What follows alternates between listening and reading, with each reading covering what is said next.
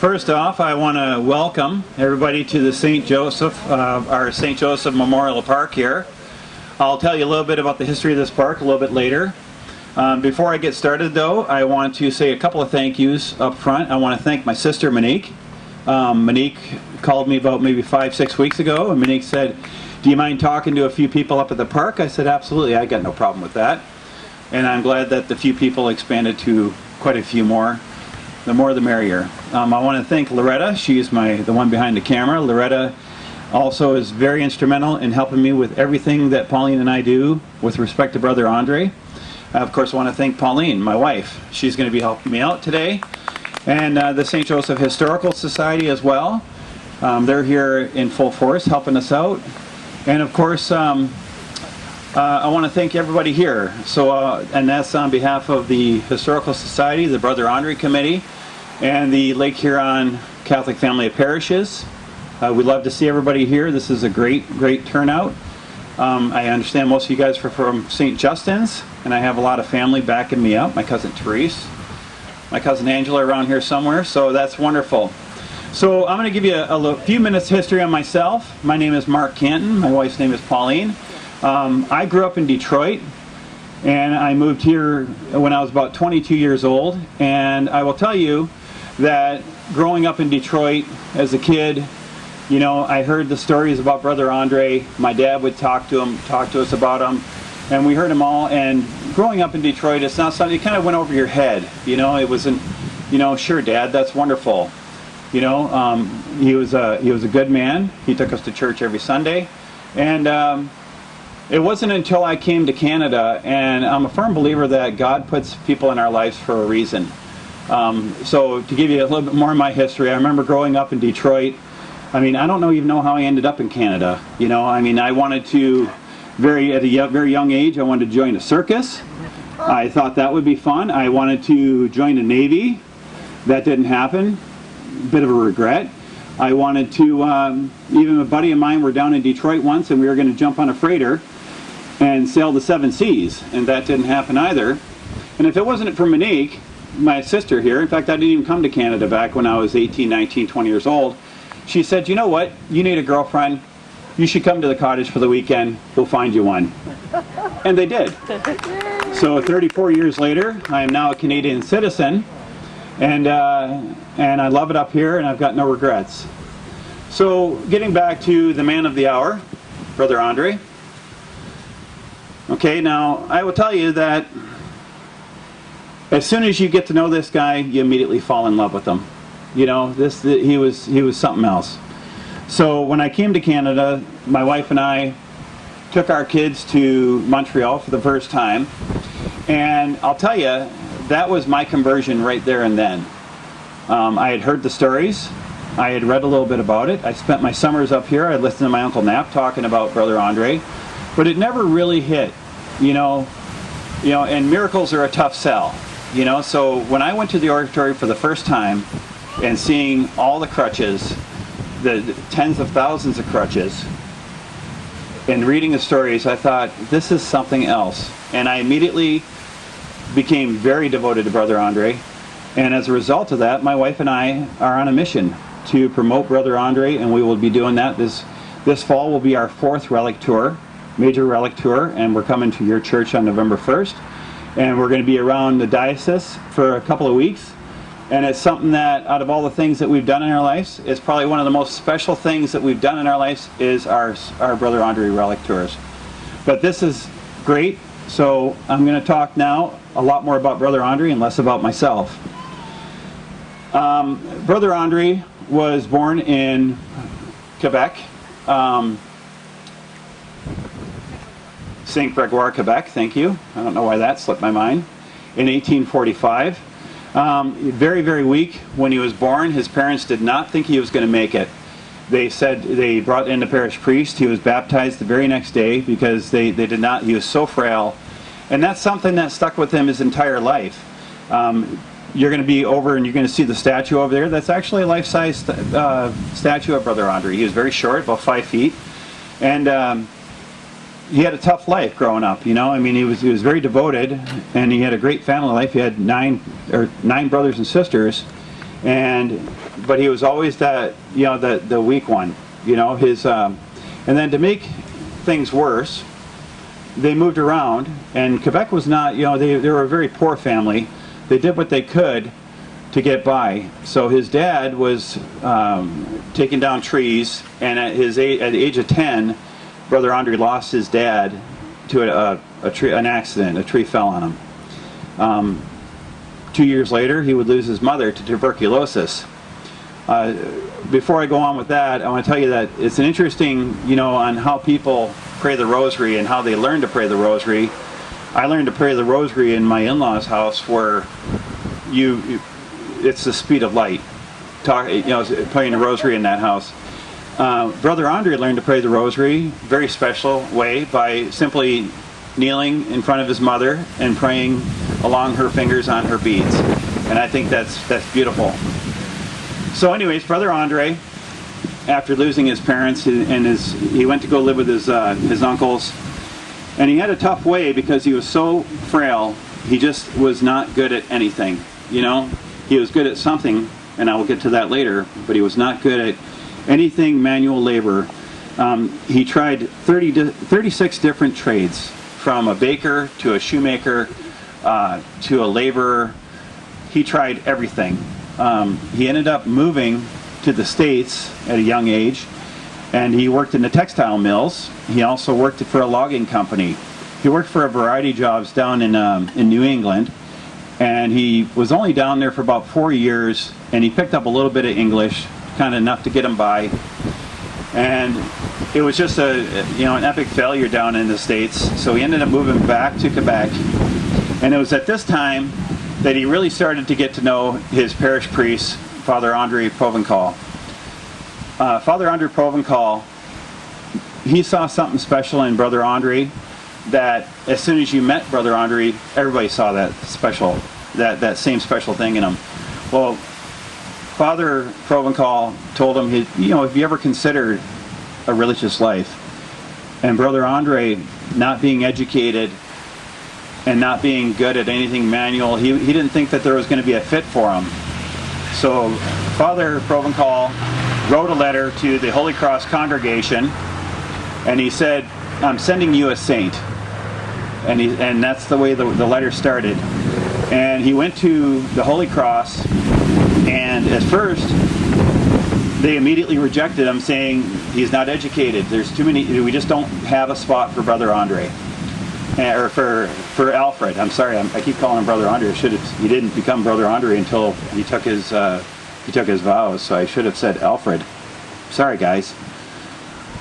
You get it now. Anyways, so Alfred, he wasn't sure what was going to happen if it wasn't for the Superior General stepping up and saying, Alfred is a lot of things, and no, he can't do much, but he can pray. And that's good enough for us. So at the age of 20 or so, I think it was, he entered into the Holy Cross, and he'll always say that they showed me the door, and that's where he stayed for 40 years. And there's a lot of truth to that. So they stationed him at the College of Notre Dame College, which is directly across from where the oratory is now. And his job was as simple as this: go and open the door for people, and that was it. So Brother Andre had a little office, which is still there. You can see it today. And he would look out this little skinny window and watch for people to walk up the lane, and he would simply go to the door, open the door for them, and that was it. And when you greet people, you'd say, "Bonjour, comment ça va?" And people would say, "Ça va bien?" Or they might say, "Comme ci, comme ça." And if they said, "Comme ci, comme ça," he would ask them, "Well, what's wrong? What can we, And they would tell him their ailments, right?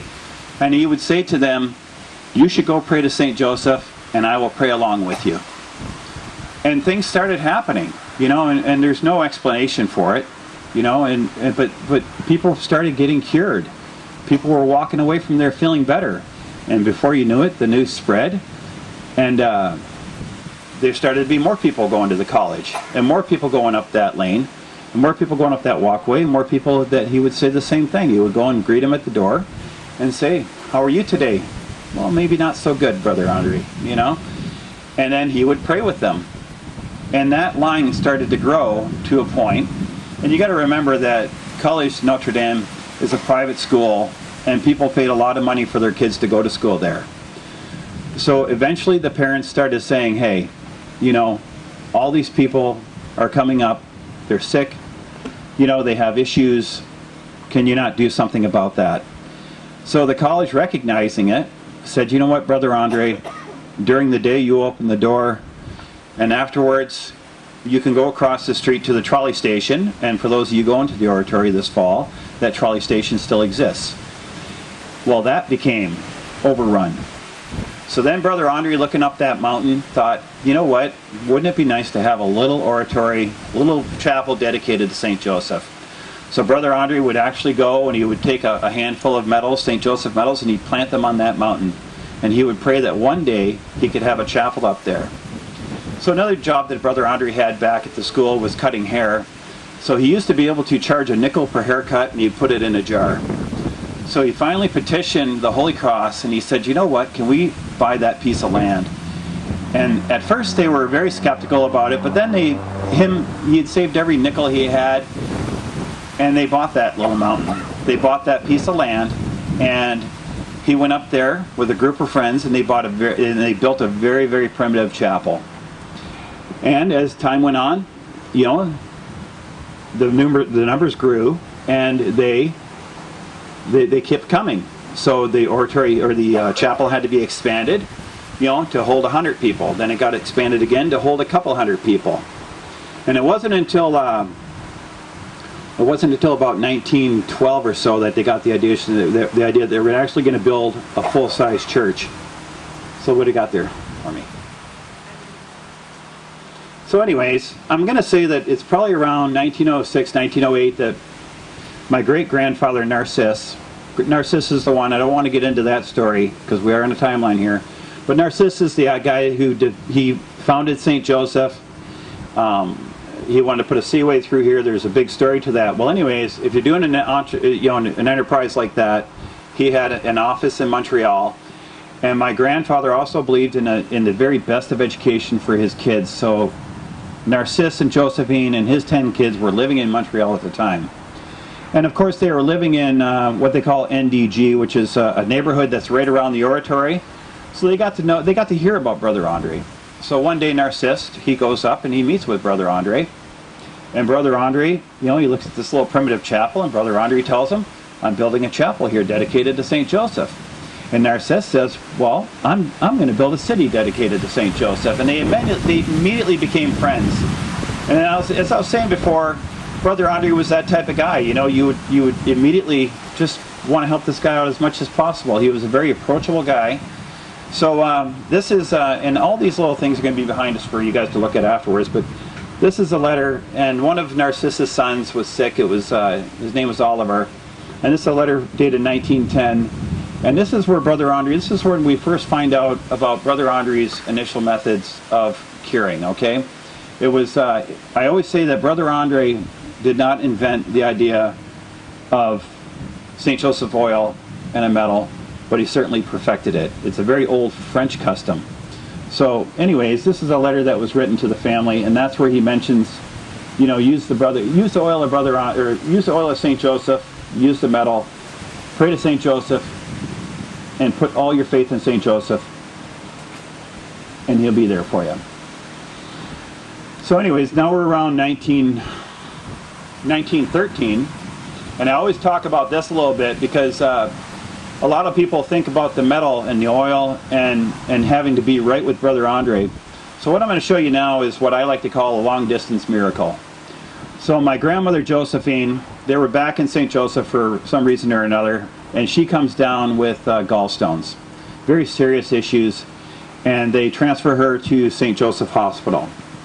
Brother Andre is a nervous wreck about it, or I'm sorry, Narcisse is a nervous wreck about it, and he sends a telegram to Brother Andre. He sends a telegram to his son saying, go see Brother Andre, tell Brother Andre that your mother is very sick, what do we do? So Brother Andre sends a telegram back to Narcisse saying, use the oil, rub, it's in French so I struggle a little bit, rub, for a long time. Long time. Anyways, a lot of praying. And it's beautiful because it worked. And she overcame her illness, and out of the hospital she came. And there's a beautiful letter that Narcisse wrote to his wife, saying, "My sweetheart, you'll be delighted to know that Brother Andre is on the case." I'm not going to go into the whole letter, because it's very long. So anyways, we're going to go on with the story. So anyways, as I was telling you before, the crowds we're talking 1,000 people going up that mountain a day now. They recognize that Brother Andre, they're not going to give him any rest at all. He's working 7 days a week. They're going at all hours at night. The only way for Brother Andre to get any rest at all is going to be to get away from Montreal. So Narcisse decides what a great idea it would be for him to come for a visit. And that is really where the Cantons and the families around here, the stories really begin with with Brother Andre. So Brother Andre petitioned the Holy Cross to allow Narcisse petitions the Holy Cross to allow Brother Andre to come to St. Joseph for a visit.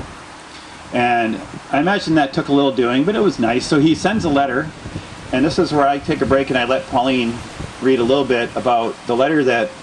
So Narcisse writes a letter to his son, Napoleon. I'll be right back with you. And he's a very great writer, and he says, "Our good Brother Andre, by the grace of God, is crowning us with the good, and your mother with the good intentions of his visit with your children, and how blessed we are with his saintly visit." And then he goes on to describe how he wants Brother Andre to be treated when he comes. He says he's a very saintly man, he's a very holy man. This is what you're going to feed him. You're going to feed him our finest beef. You're going to find our great fruits of apples and pears. Maybe you could find some grapefruit and some grapes. He said he's going to want to go to church here up at St. Peter's Church many times a day. Take him for walks. So that he may walk down by the beaches and see our glorious beaches. But he said, be careful who visits him. He said, do not let people, heckle him. Be careful about who he meets and stuff like that. Am I too far away? Sorry. Yeah, he's going to, but at the same time, he's going to want to meet people and he's going to want to visit people. And just been blessed with these glorious visits. Good job. So anyways, and when he's here, it's interesting, I just can't imagine what it would be like to hang out with Brother Andre. And I've heard the stories, but now these are stories that my grandparents have told us. And they've told, look around, I see the Jeffreys, and I see the Laportes, and I see everybody around here, and they can tell you the same story that they've all heard stories. And they've all, especially some of the older ones, have heard stories about direct visits with Brother Andre. I just can't imagine how much fun it would have been. Now, I've heard the stories, and I can tell you that I just love every one of them. So anyways, I want to talk now. So Brother Andre comes for a visit here, and you're probably wondering what I'm doing with all this stuff, and I'm going to explain that. Brother Andre comes for a visit here. Can you hold the oil for me? Thanks. And he's staying in the yellow brick house, which is just past the gully here to the north. And he's sitting there having dinner with my grandparents, Valerie and Napoleon. And he's looking across here. Now, I want to paint real quickly a picture of what it was like in 1917 in St. Joseph. What you see here is very much different than what it was, okay? So bear with me.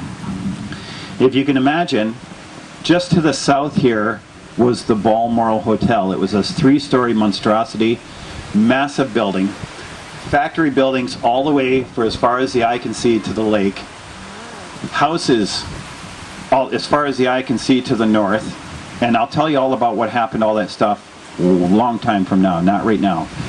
And there was actually a factory building standing right where we are right now. Brother Andre says, Napoleon, you must find a spot for St. Joseph here. You must find somewhere for him. He goes, come on, let's go do that. So Brother Andre, they come out of the yellow brick house, they go into the old organ factory, and he picks up, sorry about that, he picks up this sledgehammer, And when I say that, I mean that. He didn't pick up a sledgehammer. This is the sledgehammer that Brother Andre used. It's been in the family for the last 100 years, 106 years or so. And he comes over here with Napoleon, and he drove a stake, a piece of half-inch iron pipe, right back where you see that statue of St. Joseph. And he says, this is the spot you're going to save for St. Joseph. You guys need St. Joseph in this town. This is his spot. Now, I imagine my grandfather probably said, yeah, how about behind the house somewhere, or maybe, up at the church. And Brother Andre said, no, right here. And when Brother Andre asked you for something like that, I don't think you could deny him. So that's something that happened, and it took a long time coming. My grandfather worked his entire life, but it was a hard thing to do to come up with funds and things like that to actually find a proper statue. But this park at that time was then dedicated as the Brother Andre lot. St. Joseph was divided into probably about 1,000 different lots, and this became known as lot number 1, Brother Andre. So during the time of his visits here in St. Joseph, a lot of miracles happened. There's too many to even mention, but I have asked Pauline to grab the book over there from the church book. And a lot of things happened here. So a couple of the different miracles that happened right here in St. Joseph. I'm going to try and recite some while she's grabbing them, because I thought it'd be of interest to you to know some of the things. I'm going to hold it. Yep. So Mrs. Edward Denemy was suffering from a running sore in her mouth caused by a bad tooth. This sore had been present for 6 or 7 years. Edward Corvo and his mother, Matilda, took Mrs. Denemy to see Brother Andre, and after her visit she was completely cured and the sore never returned.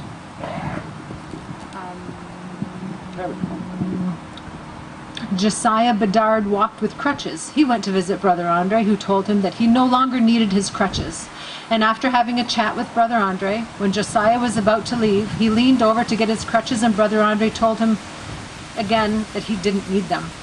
Josiah was able to walk without crutches, but he did so in a slightly bent over position. Josiah worked at the Drysdale store, just up the road. Oh, Edward Denemy. Edward Denemy had asthma, which made it difficult for him to work on his farm and support his family of 11. His daughter Priscilla remembers her father as a good and hard worker. His condition was treated by inhaling an asthma powder from a tin dish that looked like a lampshade. Her father would often say, "If I only had my breathing." Priscilla's uncle from Michigan drove Edward to the oratory in Montreal, where they met with Brother Andre in the little caboose. While placing one hand on Edward's head and one on his chest, Brother Andre explained that while Edward would not ever be completely healed, he'd be able to sleep at night, work on his farm, and support his family. And from that day forward, Edward no longer needed to use the asthma powder to breathe. And that was actually from Priscilla Brandt when she was still alive here in town. She remembers that. So it gives you a small sampling, and these books are up there, so please enjoy them. And Brother Andre, he would be very straightforward with you. A lot of people went up to him for a lot of different things, and he would tell you straight up. He would tell you, you know what, I can't cure you, but I will help you to understand, we're going to pray to St. Joseph so that you have the grace to bear your cross. And maybe that was, I know that they'll go on to say that whether he cured you or not, you always walked away from Brother Andre feeling a lot better. So the 1917 visit, it kind of went on. It was nice. It was for a couple of weeks here. He went back to Montreal. My Uncle Joe Canton, who lived here in St. Joseph, but he also lived in Montreal for a while. He was probably one of the closer ones to Brother Andre that I know of. I know Napoleon was always the fellow who had him in his house here in St. Joseph, but with Joe, he was always in Montreal. So Joe had a Model A, and Joe would go up to the oratory, Model T, a Model T car, a Ford Model T, and he would go up several times a week, pick up Brother Andre, take him to visit the sick. You know, and that was something that you just dedicated your time to do, just not unlike what Pauline and I do. But he wanted to spend that much time with them. So Uncle Joe one night had gone out and he had bought a big statue of St. Joseph, you know, about yay tall, nice statue of St. Joseph. And he goes up and he goes to pick up Brother Andre, and Brother Andre comes out and he goes, "Oh, let me put that in the back seat for you." Brother Andre says, "No, I'll hold St. Joseph for you." So they drove around that night visiting the sick with that statue. And then around midnight, they got back after visiting the sick, and it was wintertime in Montreal, and anybody who's been to Montreal in the winter times know that that's no picnic. And they climbed those stairs to the crypt church on solid ice. And when they got up to the top, Brother Andre looked at Joe and says, "Why don't you come on in, we're going to go make the way of the cross." And Uncle Joe said, "Brother Andre, you're tired, go to bed.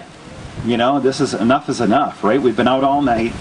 You know, you're good. You've done enough today. Go to bed." And it was Brother Andre said to him, "Joseph, it's when we do things tired that we gain the most merit." And that's on the back of, and you'll probably pick up one of those prayer cards, hopefully you do afterwards. You'll notice that that's on the back of one of the prayer cards Pauline and I put together, because that really is, it does kind of give you, it really paints a good character of what Brother Andre was all about. I mean, this is a guy who could barely get down a meal, but he found enough energy to pray with just about everybody he came in contact with. So, very special.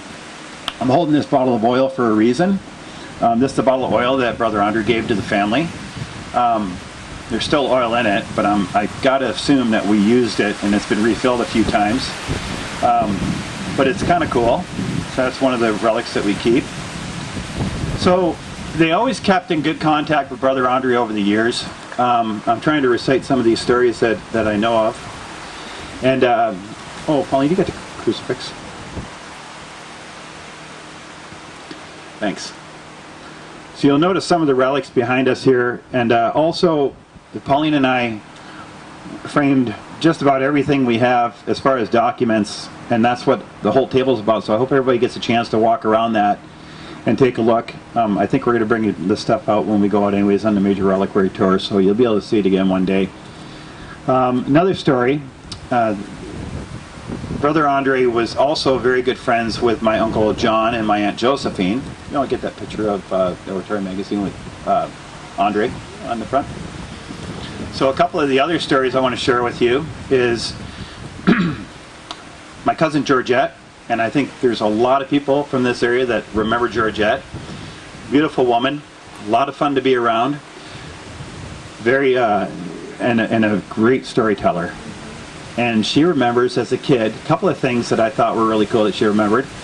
One is she remembered sitting on Brother Andre's knee and how much fun he was. He was always like that fun uncle, you know, the guy who was going to tease or tell you a joke or something like that. Brother Andre, I always tell the kids when I go into schools or I talk in schools, I always tell kids he was a very approachable man. He was not the type of guy that you were to be afraid of or anything like that. He was a lot of fun to be around. That was Brother Andre.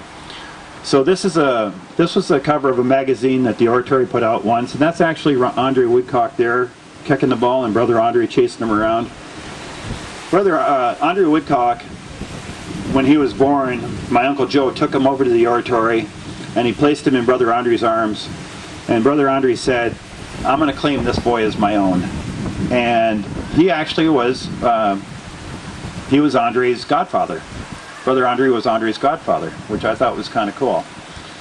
When you're going to the Oratory, I know some of you going to the Oratory, they were very close with him. They spent lots of nights in that little chapel with him, and they had a lot of good memories of him coming and spending time with them with the family. And then you'll notice on there as well, I've got some pictures as well of Brother Andre. This is a cute story about his 1922 visit. So he came back. There is a picture. This is the picture. And we officially recognize that Brother Andre was in St. Joseph twice. But this particular picture here, there was always a legend that he was here in 1920 as well. This particular picture is actually the proof of that, because it shows my Uncle Knapp there, and that would have been Uncle Knapp at 1 year old, and that makes about sense that he was here in 1920. What's interesting about the 1922 visit is Brother Andre came down, he was here, and my grandfather, due to the businesses that were coming in around here, he had two great big steam engine cars. And some of you guys might remember him, especially the old timer there. Remember the steam engine car. And so my grandfather and Brother Andre were always joking around with each other. And he said to him, he says, "Have you ever driven an automobile, Brother Andre?" And Brother Andre says, "No, of course not. I've never driven an automobile." He goes, "Well, today's your lucky day." So they fired up the old steamer, the old white steamer, and he let Brother Andre take the wheel. And they went around the corner, and Brother Andre immediately put it in a ditch. And so I always tell people that my grandfather was the one who gave Brother Andre his driving lessons. So we had a lot of fun with that. My grandfather was always left in St. Joseph to take care of all the businesses here, the buildings, everything that was going on in St. Joseph. Napoleon was the keeper of St. Joseph. But he did get to Montreal once in a while. The last time that my grandfather seen Brother Andre alive was in June 24th of 1936. And he went to go see Brother Andre. Brother Andre was in the hospital, and he wasn't feeling very good. But Brother Andre used to weave his own cords for his crucifix. He used to hang a crucifix on the side of his cassock. And he was weaving this one, and my grandfather went into him and he said, "Boy, that's a big job you got going on there." And Brother Andre looked at him and he says, "I want you to finish this one, Brother Andre, or Napoleon." So he presented this crucifix to him, and the cord used to be quite a bit longer, but as people in the area needed it, my grandfather would cut off little pieces of cord, and that's why it's so short now. So we don't cut that off anymore. But it was important to spread the word, and the Cantons and everybody around here have always promoted Brother Andre. You know, and I look at his visits here, just his couple of visits that he had here, and what impact it had on this community is outstanding. So, Brother Andre lived a very good life. He saw the crypt church to its completion. He saw the starting of the basilica. He never saw the roof go on it. And during the Great Depression, everything kind of came to a halt at the oratory. There was no funds to complete the basilica. They kind of sent Brother Andre out on a road trip where he would go to New York and meet with the Rockefellers. He'd go everywhere else. You know, and he kind of drummed up funds to help keep the oratory going. The family continued to keep in touch with him, visit with him. And I'll talk a little bit about his funeral, not a whole lot. Drink of water. Anyways, he did a lot of good, and that's for sure. And I'll tell you, there's a lot of stories in Montreal, and every time we go to Montreal, we seem to hear a new, different story.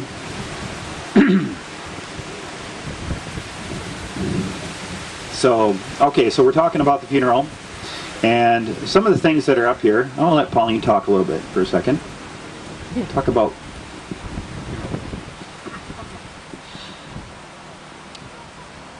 So Mark's great uncle John Woodcock was in Montreal for the funeral, and he has a very detailed written documentation back there, 6-7 pages of his description of what's happening, the funeral events. You're back, and they're back there, and I'm just gonna let you keep. Okay, I just want you to know this is not our day job. All right, I'm a carpenter. Pauline does something else. Okay, yeah, she's cute. That's right. Anyways, really cute.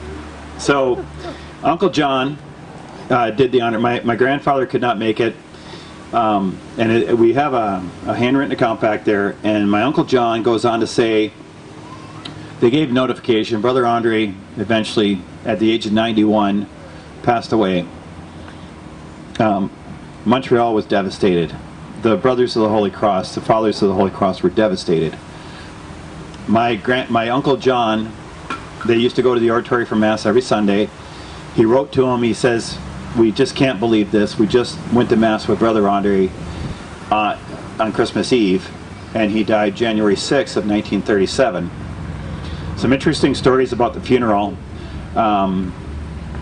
Georgette visited, she went to the funeral several times, and there was always talk about, you know, people going up, and they went through, I forgot how many per minute, 60 per minute, I believe. They had to get over 1 million people through the line in the course of 2 days. And she said that she remembers going up to the casket of seeing Brother Andre, and everybody was bringing their rosary beads and rubbing them across his feet, because that was the only thing you could do was just rub your rosary beads there. And they said they had rubbed the tips of his socks right off. That was her most vivid memory of the funeral.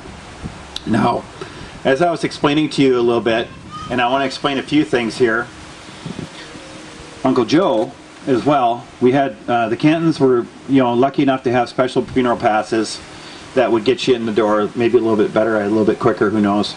My Uncle Joe went up to the casket, and I know that everybody can kind of somewhat understand this, or maybe it's just me, and it could be just me, but you go up to a casket and you see your friend in the casket, and maybe his head's not sitting quite right, and even though you know that he's passed away, you still want him to be comfortable, So Uncle Joe went up there, and he seen his head was a little bit off, and he decided that he was going to go up to the casket and he was going to fix that. He wanted him to straighten out Brother Andre, and of course the RCMP immediately stopped him, shoot him away, and they're lucky they didn't throw him out the side of the oratory window, but they didn't.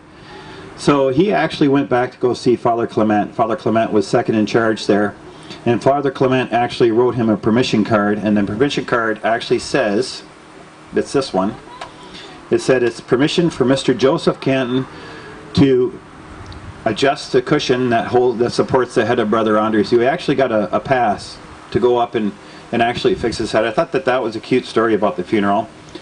Another one too is Uncle Joe. Uncle Joe was always so well known at the oratory because, again, he was taking him out 3 times a week or so to visit the sick. So everybody at the oratory knew Uncle Joe. So one night they decide Uncle Joe was chosen to guard the body of Brother Andre overnight. So here he is, he's sitting in a room, and he's sitting with Brother Andre, and imagine even that was pleasant. I wouldn't mind doing that. Sometimes I find myself at the oratory. My wife and I go there about 4 times a year, and that is probably aside from getting a new hat, that's probably my second thing that I like to do the most. It should be the first. And I like to go in and for the people who are going to the oratory this fall, spend some time with Brother Andre, and you'll see what I'm talking about. You put your hand on the tomb.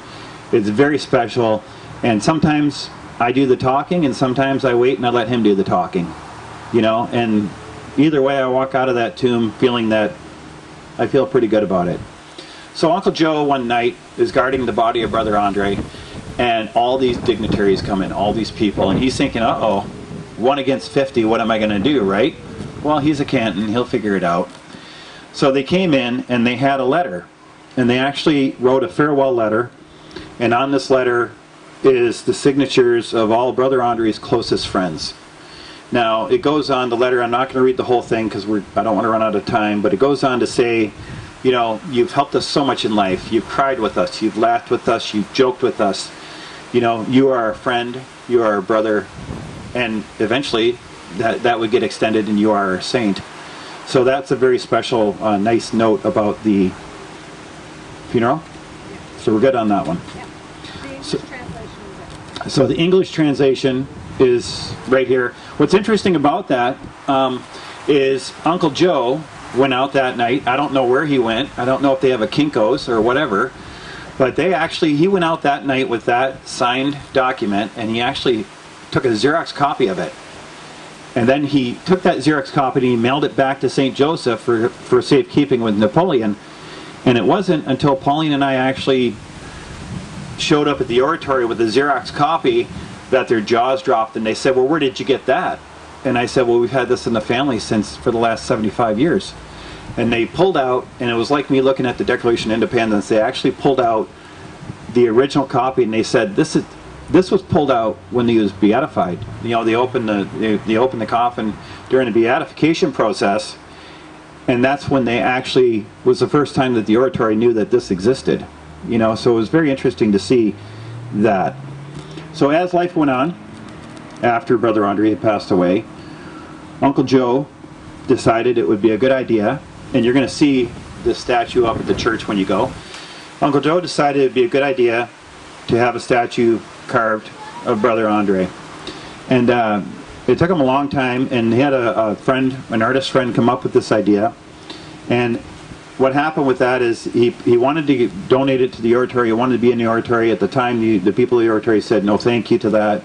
So he actually had it shipped down to St. Joseph, and that's the story of the statue down at the church.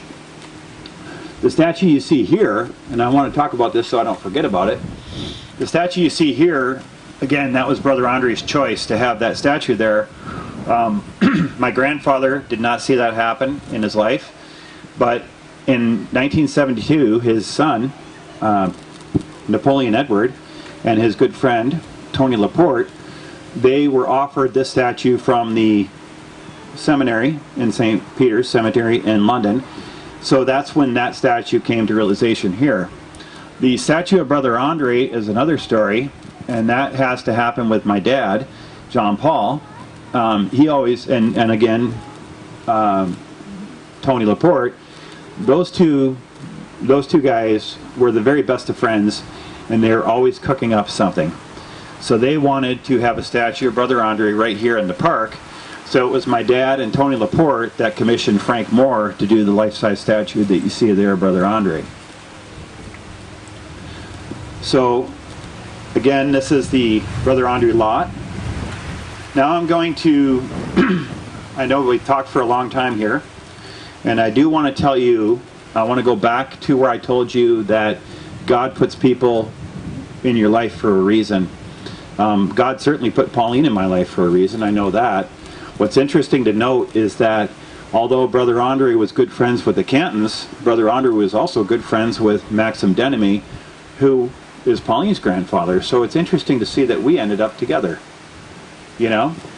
So, but I do think that that's the truth, and I want to tell you our little story about how we came to where we are today.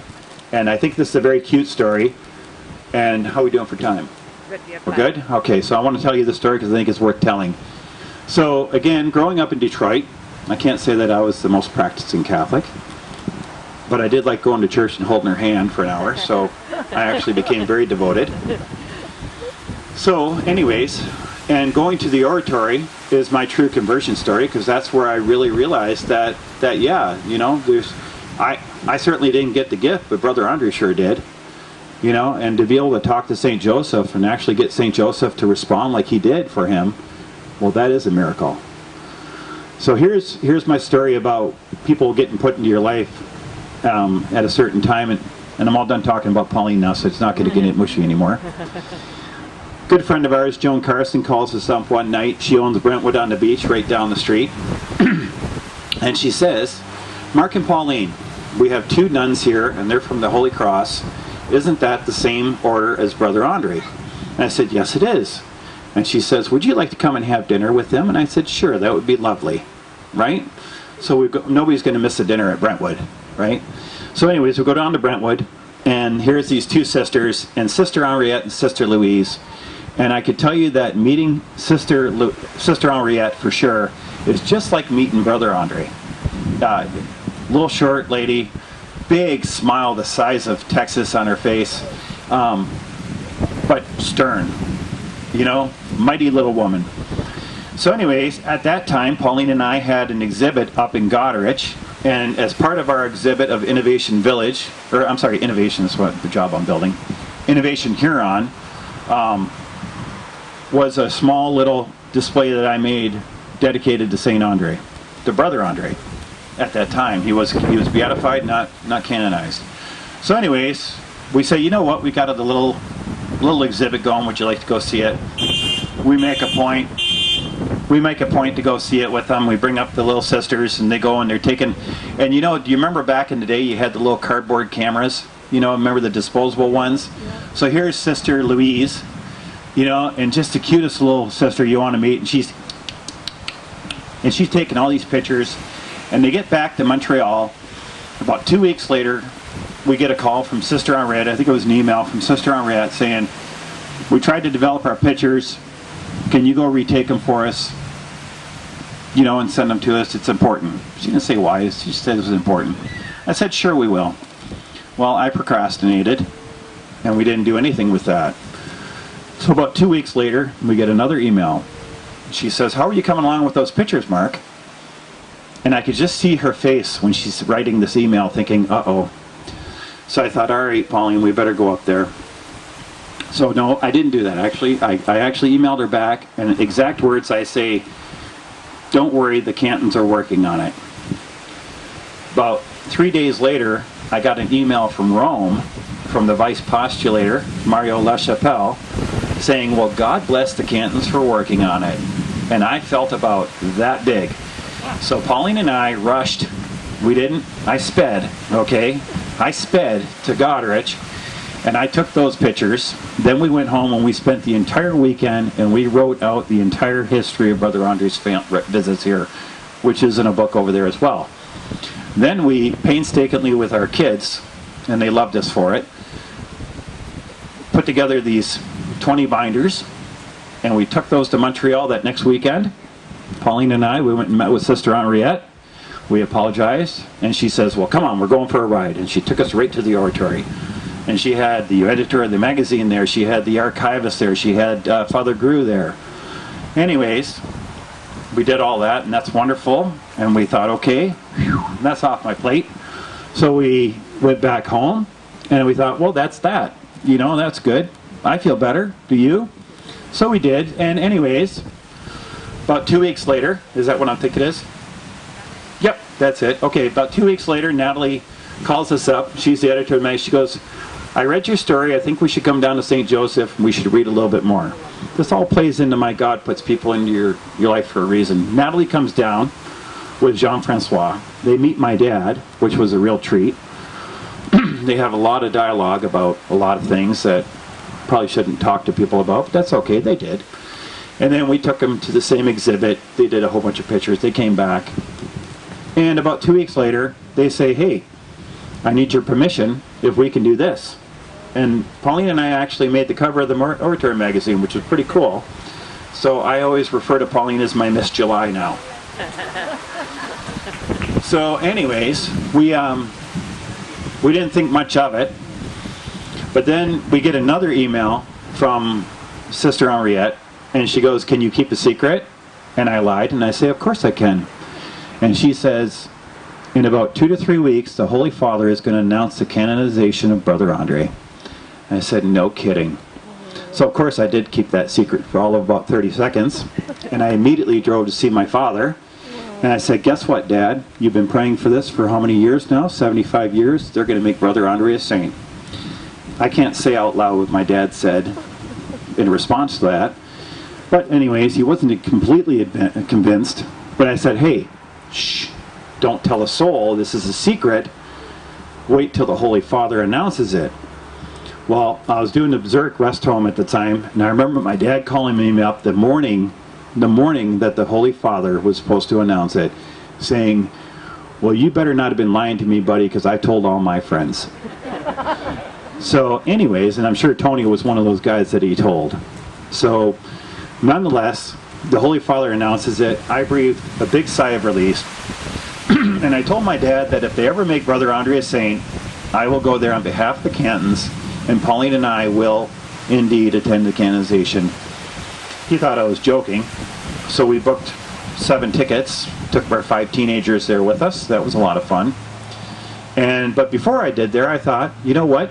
I'm going to write a letter. So I wrote a letter to the Holy Father, and I said, hey, thanks for doing this for me. This is wonderful. What an honor you bestowed on Brother Andre. I'm going to be in town. Do you mind if I swing by? I want to thank you in person. That was kind of funny. Anyways, the Holy Father did not respond personally, but he had his secretary respond back to me telling me that the Holy Father's busy. I don't know, I think he was making excuses. But that he couldn't meet with me that day, but swing by and we will give you tickets to the Mass. Well, tickets were free anyways, but that doesn't matter. It was cool. I got to go through the big guards with the big funny hats on and the funny yellow suits, and that was kind of cool. So anyways, I had sent a copy of our magazine to the Vatican with my letter to the Holy Father. And I thought, well, that's, I don't know, what happens to that stuff? I imagine they file it, whatever. So I go there, and Pauline and I finally make it to Rome, which was a treat with 5 teenagers, and we're there. And Pauline is waiting in line at the Vatican, and I say, you know what, I could use a coffee. I'm going to go get us a coffee. So my son Joe and I go marching down one of these streets, and we go to find a coffee. And I'm telling him my son Joe, something about Brother Andre, and this guy in front of me, he's walking, he's got this big cassock on, he's marching down the street, he's got a whole entourage of people. He turns around and he looks at me and he says, I can't believe the Cantons are in Rome. And I looked at him and I said, I can't believe you know who I am. And he said, I just read your magazine last night at the Vatican. I said, well, that's kind of cool. They didn't throw it out. So, anyways, he says, I want you to come to St. Andreas. Tonight we're having a vigil mass. Didn't say anything else. Pauline's in her running shoes. So we hoofed her down to St. Andreas. And we walk in to the back doors. And they look and they say, oh, we can start. The Cantons are here. Well, anybody who knows the Cantons know that we come in probably about 2 minutes late. When Father doesn't notice, but we do. Anyways, he's too polite, he doesn't say anything. So anyways, they march us to the back room, they hand us a couple candles and say, there you go, lead the pack. So Pauline and I actually were honored, and I mean honored, to carry the vigil candles in the for the vigil mass. So that was kind of cool. And it was like the paparazzi there, and I remember Pauline had like one of those super candles that had a torch on it about this high, and my candle was like, ooh, ooh, ooh, ooh, one of those ones that wanted to blow out, but it made it, and I did make it. Our trip to Rome was amazing. It was a lot of fun, but again, it's just amazing how one little turn in your life can turn into so many different things. I remember getting emails saying, well, I guess you really did go to Rome, we've seen you on TV.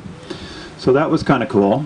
But then we come back, and after Rome, it was interesting. We went to the celebration mass in Montreal. They asked us to come to that, and we took a couple of friends of ours. And this one isn't near as sensational as the other one, but a friend of mine, we're walking through around the stations, or the stations across, the outside stations, and he keeps peeking over the edge. And I finally said to him, I said, Pete, what's the matter with you? What are you looking for? He goes, well, you know, the Prime Minister is going to come today. He goes, I want to see if I could see the motorcade. So I looked at it, just joking around. I said, you know what, Pete?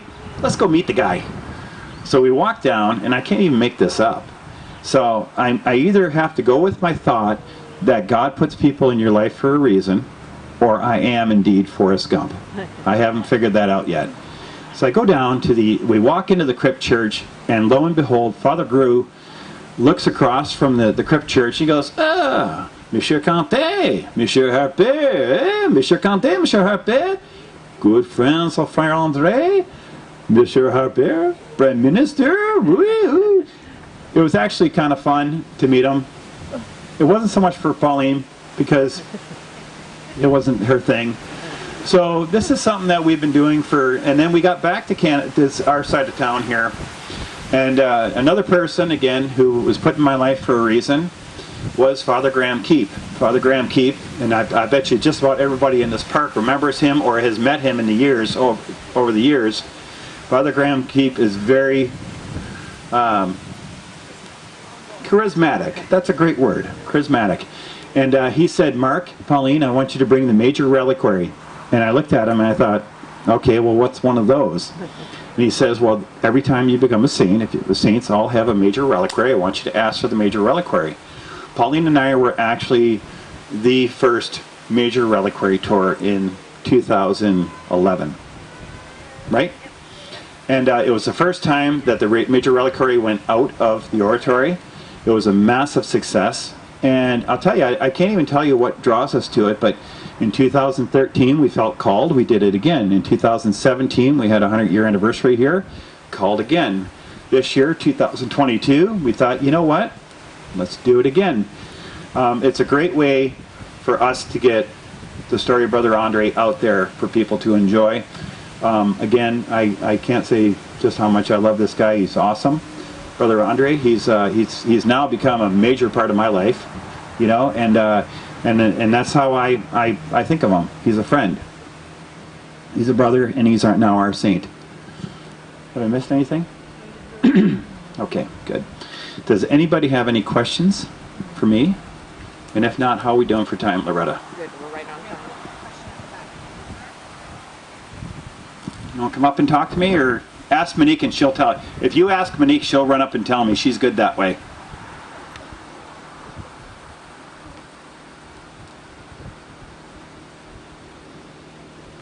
Very encouraging to see young people asking me questions. And thanks for all you older people for not heckling me. Yeah, I know you will. But we have witnessed it. Now I want to talk to you a little bit. Pauline, you want to talk about the votive stuff and the canes that still continue to come? Oh. Down the hall at St. Joseph's Oratory, in the different offices, they've got one of the offices called Ex Voto.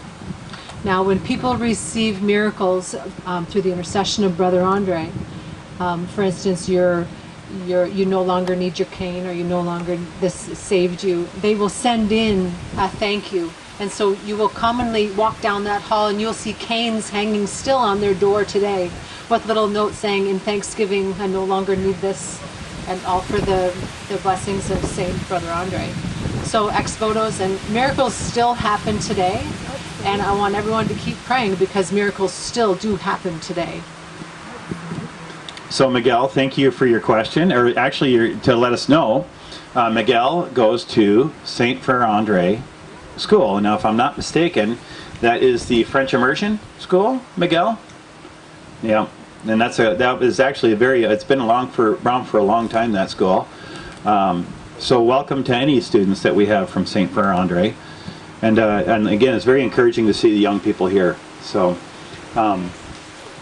in London. I don't know, Pauline's been there before, I have not. So yeah, it's awesome.